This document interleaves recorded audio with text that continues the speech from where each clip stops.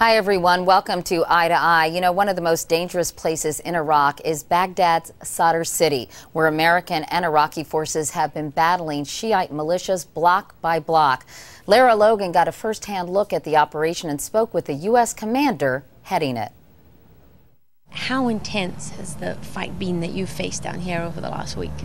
It started out intense on the 25th in terms of an assault against both coalition force and IA checkpoints in and along Sadr city, and it steadily progressed and picked up with intensity, and it all coincided with the deliberate rocket launches against the IZ. So it's been an intense fight from the 25th until it's tapered off now.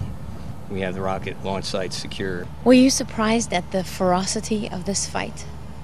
Yeah, we were.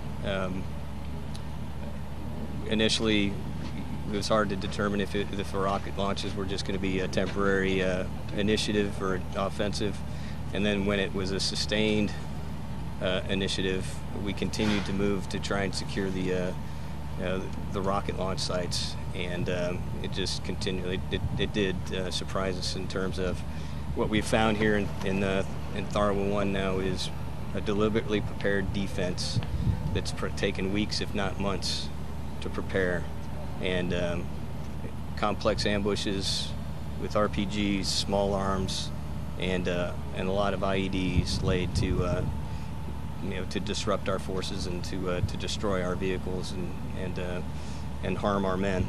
And with those IEDs, a lot of armor-piercing bombs, or EFPs as they're called?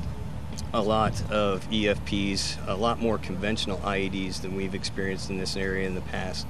We rarely, if ever, have experienced a conventional IED in and around Sadr city, and this is the first time where they use those as a, almost like a decoy device to drive you into the next device, which is the larger EFP. So they've studied how we react, and they've used conventional IEDs tied in with the armor-piercing EFPs.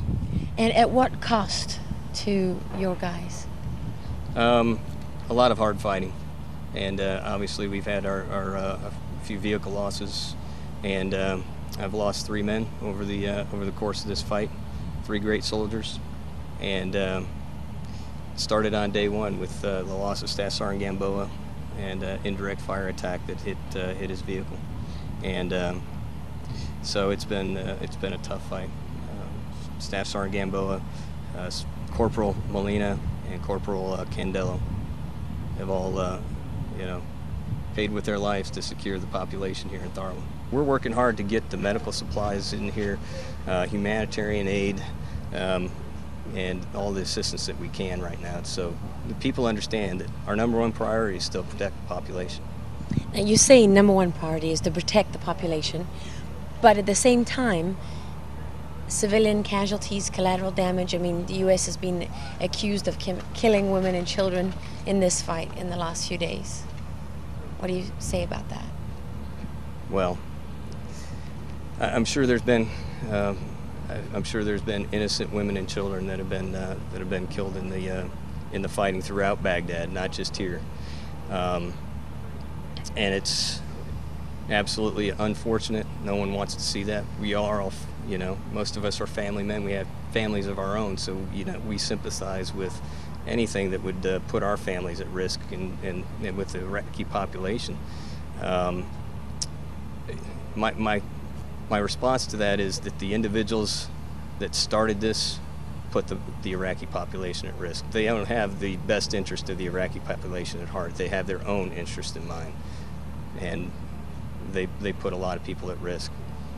We went from a semi-permissive environment here where we could shake hands and talk to people to an environment now where we have IEDs in the street on a constant basis, well, not a constant basis, but IEDs threatening the civilian population and my soldiers here.